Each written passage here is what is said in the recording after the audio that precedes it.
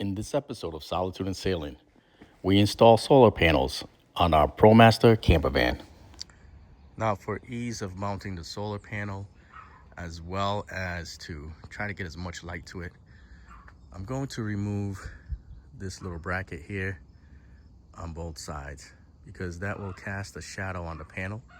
My plan is to put the panel right here on the driver's side, leave the passenger side open for placing the kayak straight across, and I'll have access to the sliding door to be able to do a tie down up there if I need to, access to the back for a tie down up here if I need to, and it'll just function better that way. So that's the plan. Remove those end caps, take out these brackets, slide them over, and install that panel.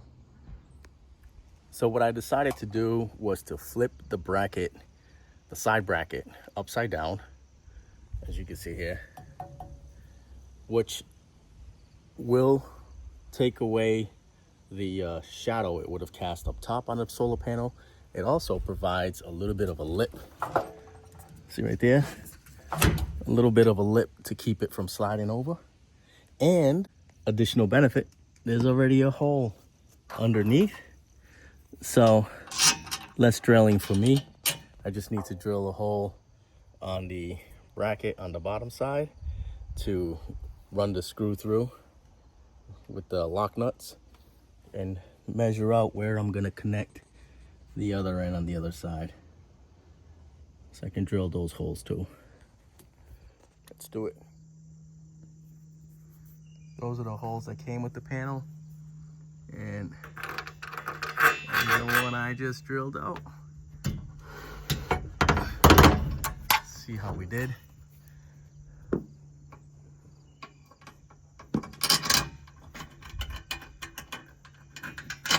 Perfecto.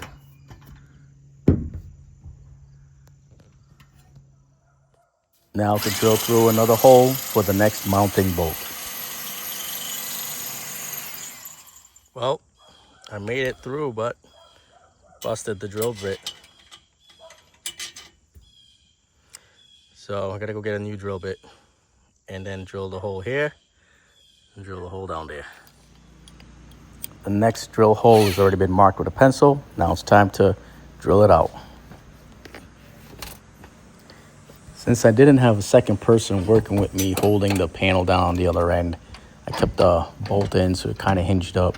But otherwise, I would recommend drawing all of the marks for your holes, taking the panel off the roof, drilling it, putting it back up. It was a little tough trying to find a comfortable position to bolt this panel down onto the brackets. It's on pretty solid, but there's a little damage right here, so hopefully that doesn't affect the panel much. Finally finished. All right, she's all bolted down. Looks good. And see, I got some space there for our kayak. I can slide those bars over if I need to. It's not going anywhere. It's pretty solid. We're good to go. I did install those little brackets on both sides because they will serve as some tie downs for my tent that comes off the side, or shade, or tie downs for the kayak near the front. But I figured I got them, might as well put them in. Could not put a crossbar across because the vent is in the way. Solar panel is installed. The next step is the wiring. All right, we got some adapter wires for the panel that's up on the roof. This is what's gonna go on the rooftop. The wires will come through here. It'll lock in place, come out the other side to the roof. So that will sit on the rooftop.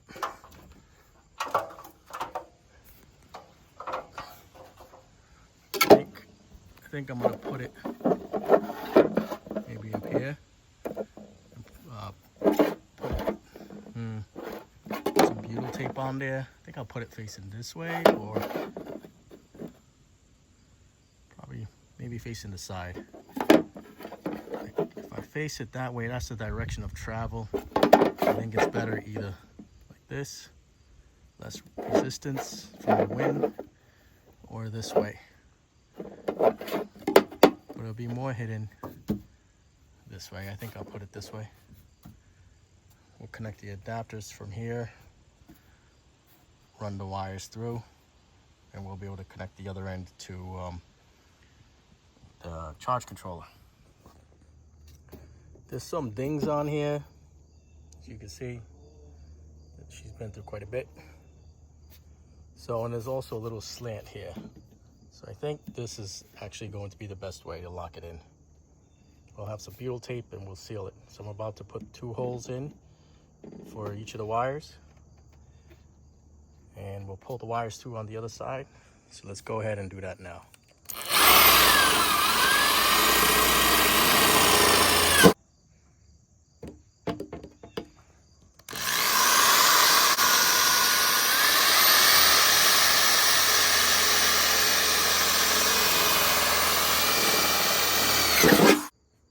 Yeah. I drilled some 5/8" holes so you can see the wires will go right in, no problem.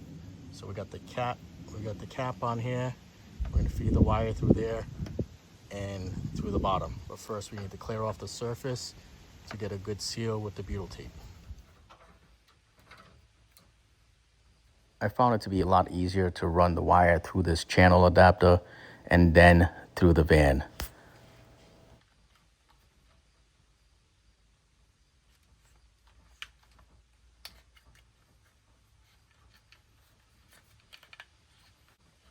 As you can see, it makes for a nice, tight, water-sealed locking.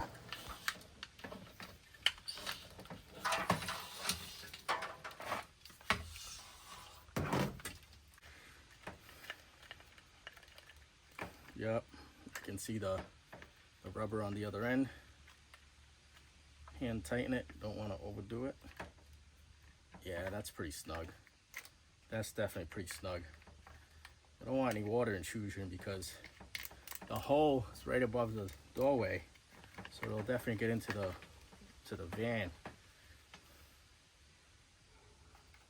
Make sure I'm not cross the threading over here. Back that out for a second. Oh, that's a lot of wire. Time to climb up the roof and feed it through. There's our 2 holes right there.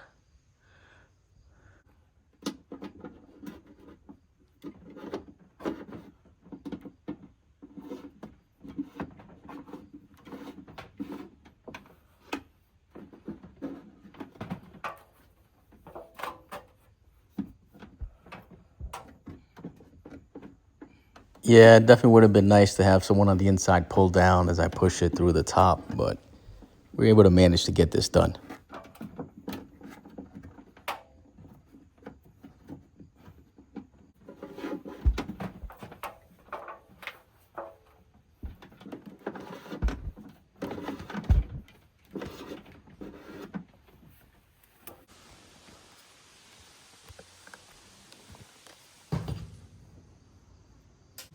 Now it's time to get some denatured alcohol or some kind of surface prep cleaner, so that way the butyl tape, the adhesive, can stick well.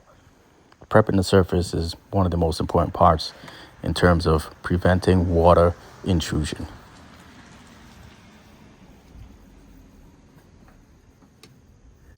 So I was gonna put some silicone. My electrician likes this stuff, this duct seal stuff. He says it's good for outdoor wiring to seals. So it's supposed to not like harden up.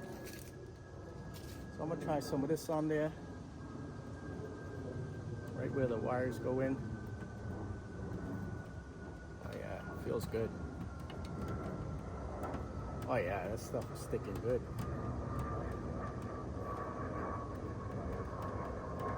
Good. Now we're gonna grab some butyl tape. It's a bit overkill.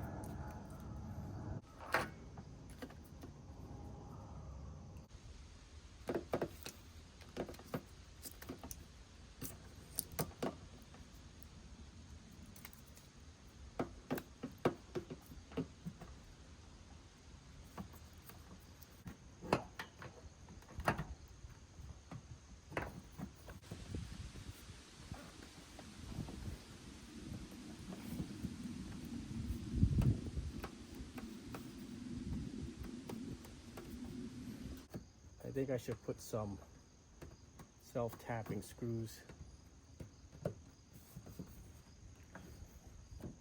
on here. Sheet metal screws, which will hold it in even more. These two wires are just going to clip on to here. So I'm going to attach those wires now. And that's how they connect. So obviously there's going to be power going through there, so we want to make sure we're not hooked up to anything so we don't short anything out. Now I'm going to connect it to this charge controller, clean up the wiring, and then we'll be good to go.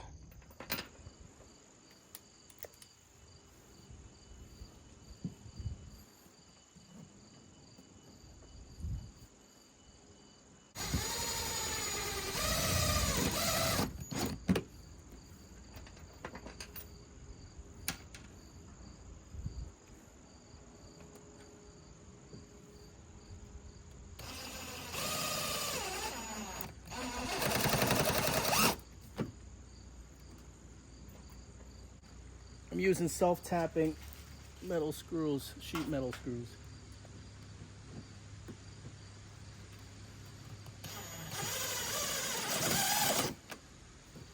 Going right through the plastic and the butyl tape, so it's gonna seal right off. Oh yeah, it's not going anywhere. That's pretty solid. Not only is it not going anywhere, it's not gonna leak. All right, I'm gonna clean up the wiring up here, and then we'll hook everything up.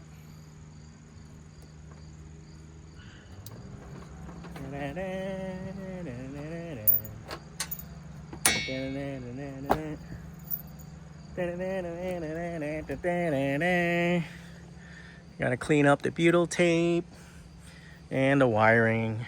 Looking pretty clean, looking pretty professional. DIY. Now it's time to connect the charge controller to the solar panel. Look at that. She's working. Charging it up. Got 14 volts. Battery's charged. The load part is hooked up, but nothing's connected to it. She's happy. She's happy, I'm happy. My battery setup's in here, and I do have a switch to turn the solar on and off. And I also added a fuse from the panel to the charge controller, 30 amp. And I added another fuse from the battery to my circuit panel that's in there. But we're charging. Got 14 coming in. I'm at 13.2. Lights on. Woo. Don't have to worry about running out. I can run my fan. Oh yeah. And I don't have to worry about the fan running dry, running on high. Yeah. So now we're camping. Power's set up. Get the solar charger set up. Good to go. What else? The only other thing that I can't run off of that is my hot water heater. However, I did purchase a little easy setup power inverter here. Boom. So this is 500 watts. It'll make the water warm enough. So I can hook that right to the battery. And I got a power inverter. So that's the next step. But I do want to set up a legit power inverter somewhere. I got to figure out a spot for it. I don't know. Do I put the plug right there for the power inverter? Not sure. So we still got to figure that out. This is a build that's in progress. I might change the colors of the cushions too. We'll see. Don't mind the mess. Been busy working here all day. All right, there's a couple of things I want to show you that we added to the van. Let's take a look. So we have the shut-off switch installed. So here, you can just go like that. It's weird because it's green, but green means the solar panel has been turned off. Red, up, solar panel is on, charging. And here's that little power inverter that I had installed. You just boop, turn it on like that. Plug in what you need to plug into, and it'll run. It's only 500 watts though, but I could always upgrade to something a little bit bigger, and I figured that's where I'm gonna plant it. Got the antenna for the TV. And the other thing I want to show you is this game changer. I'm working my way down over here. We got this 12-volt refrigerator. So that's pretty cool because they got 2 compartments. It's 52 quarts, small compartment, large compartment, and then it has dual climate control, so you can control the temp on either side. You can make one side a freezer. If you're doing so, I'd make the small one a freezer and the large one use it as a regular refrigerator. Easy to set, doesn't use much power at all. From this adapter here, it's wired in to my 12-volt system for the van. So I'd say now we are definitely ready for a road trip. Maybe Niagara Falls, maybe one of the national parks, just to get away, get out there. I've been taking the van out. I've been having a good time with her. Definitely getting around, taking off for day trips, resting even between shifts at work. So it's definitely been a blessing. So now we're truly off grid and ready for some long adventures. So follow along on Solitude and Sailing, RV life. If you're liking this van build, van life, camping episodes, or on our Solitude and Sailing videos. I'll continue to make some videos as we go along, but I'm glad to have you join in. All right, take care. Catch you on the next episode of Solitude and Sailing. Whether on the water or on land, we'll see you out there. Thank you for watching. Don't forget to like and subscribe.